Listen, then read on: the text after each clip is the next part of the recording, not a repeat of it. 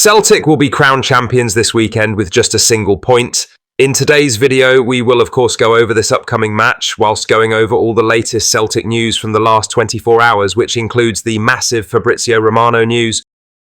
But first, make sure you like this video and subscribe to the channel for more Celtic content. Peter Grant has criticised Dundee United over their decision to hike away ticket prices for Celtic fans ahead of Saturday's crucial Premiership clash at Tannadice, branding the move ridiculous and calling for stronger regulation from the SPFL. Speaking on the Go Radio football show, the former Celtic midfielder didn't hold back in his assessment of the situation. This is what he said. "I just don't know how they work it out. Exactly, I think it's ridiculous. And I think it's ridiculous clubs are allowed to do it. They shouldn't be allowed to do it. And I know they say it's policing and whatever. Listen, if you had more supporters supporting your own team, you'd need the same policing week in, week out. Be successful on your own," he said. Celtic can officially secure the Premiership title this Saturday if they avoid defeat in Dundee. Kickoff is scheduled for 12:30 p.m. and the match is expected to draw significant interest with the Hoops on the brink of silverware. The fallout from Dundee United's pricing policy continues, with the Tayside club charging Celtic fans up to £42 for a seat, while offering some home tickets for as little as £10. The SPFL has yet to rule on whether this constitutes a breach of league regulations, and Celtic have already raised their concerns formally. Despite the controversy, the club has confirmed it will proceed with the allocation of 3,776 tickets to supporters who have attended 9 or more away games this season. The decision ensures fans won't miss the chance to witness a potential title win, even as the wider dispute simmers on. Now for the main story. Former Celtic loanee Alex Valle is on course to make his stay at Italian side Como permanent, with the Serie B outfit reportedly ready to activate his £6 million release clause. The Spanish left-back initially joined Celtic from Barcelona in the summer and went on to make 19 appearances under Brendan Rodgers. He provided 5 assists during his time in Glasgow and was part of the side that edged out Rangers in a dramatic penalty shootout in the League Cup. Valle arrived with good energy but was unable to dislodge Greg Taylor from the starting 11. With first-team football limited and Como showing concrete interest in the January window, Celtic opted to cut the loan short and allow the player to move on. His departure paved the way for the loan signing of Jeffrey Schlupp as a direct replacement on the left side of defence. Despite only spending half a season in Glasgow, Valle is poised to pick up a league winners' medal should Celtic avoid defeat against Dundee United at Tannadice on Saturday. It would cap a productive, if brief, spell in Scottish football with potentially 2 medals, one for the League Cup and another for the league title, secured in just 6 months. The 20-year-old's performances were solid, if not spectacular, and his decision to seek regular football in Italy appears to be paying off, with Como now ready to invest in his long-term future. While Valle's time in the Hoops may not have lived up to early expectations, few can argue with the silverware he's likely to walk away with. In other news, former Rangers player Glenn Middleton insists Dundee United are not about to roll out the red carpet for a Celtic title party this Saturday as the Tannadice club chase European football of their own. Celtic travel to the City of Discovery knowing a point will seal their 4th consecutive Premiership crown.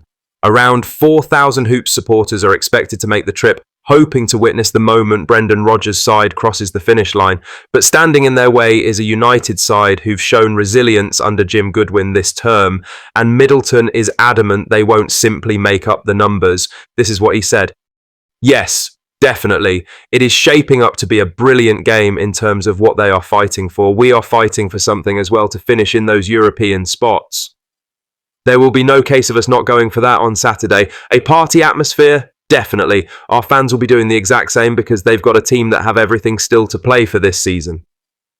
Everyone knows the quality and the strength in depth Celtic have in their squad and how good they are when they are on their game, but the manager has always had us in a mind frame and a game plan to go into games and give as good an account as possible, and Saturday will be no different. The former Rangers winger told Record Sport. Middleton acknowledges the scale of the task ahead. Dundee United's campaign has been a story of progress, and the incentive of a return to continental competition is fueling belief inside the home dressing room. Celtic, though, are on the cusp of wrapping up the league after a powerful domestic campaign. Despite a shock defeat to bottom-placed St Johnstone in recent weeks, Rodgers' side have shown their depth and quality across the season. Key players like Callum McGregor, Dazen Maeda and Rio Hatate have kept the tempo high in the run-in. With both teams highly motivated and much at stake, Saturday's lunchtime kickoff promises drama. Celtic seek the crowning moment of another dominant season, but Dundee United are just as determined to keep the champagne on ice. In other news, Kieran Tierney's Celtic homecoming is in the offing, but the club's low-key handling of the situation has left supporters wondering how they plan to unveil the return of a fan favourite officially. The former academy graduate, currently winding down his time at Arsenal, has signed a pre-contract agreement back in January.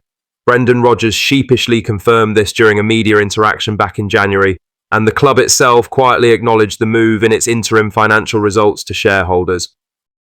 Despite this, there's been no traditional fanfare, no photoshopped Tierney in a Celtic shirt, no he's coming home posts, and certainly no banner announcements. This subdued approach has been notably different from the usual marketing and media blitz that accompanies high-profile signings. One plausible explanation for the silence could lie with Greg Taylor's contract situation. The current first-choice left-back has yet to put pen to paper on a new deal, despite growing optimism in recent weeks that he may stay. With Taylor still a key part of the squad and fighting to extend his Parkhead future, any premature celebration around Tierney's return might have risked undermining the Scotland international. Celtic, it seems, have opted for diplomacy over drama. Tierney, meanwhile, remains part of an Arsenal squad that's reached the Champions League semi-finals. While his minutes have been limited, including a brief appearance against Real Madrid, he's still training and playing at an elite level, a significant asset for Celtic to reintroduce. The club's eventual presentation of Tierney could well be tied to the timing of Taylor's contract resolution. If both are in the squad next season, Celtic will boast serious depth on the left side of defence. Supporters can expect the narrative of the prodigal son to be rolled out eventually, but it may come with a strategic twist. Whether it's a pre-season friendly at Celtic Park or a bespoke unveiling video, the club will likely pick its moment, balancing fan emotion, team morale and media impact. Lastly, when Celtic moved to bring Jota back to Glasgow in January, it was more than a nod to nostalgia. It was a calculated decision with an eye firmly on the future. The Portuguese winger, who lit up the Premiership during his first spell, returned with obvious rust from a challenging stint in Saudi Arabia and an even briefer spell at Rennes. Out of favour and out of rhythm, Jota landed in Glasgow needing more than just minutes. He needed a rebuild. The time away from consistent football had left its mark, both in terms of cardio sharpness and physical presence, but Celtic knew what they were getting, and more importantly, what they could get again with patience and proper conditioning. Some of his performances have not been near the level of what he is capable of, and that is understandable. Fast forward to April, and it's clear the work is paying off.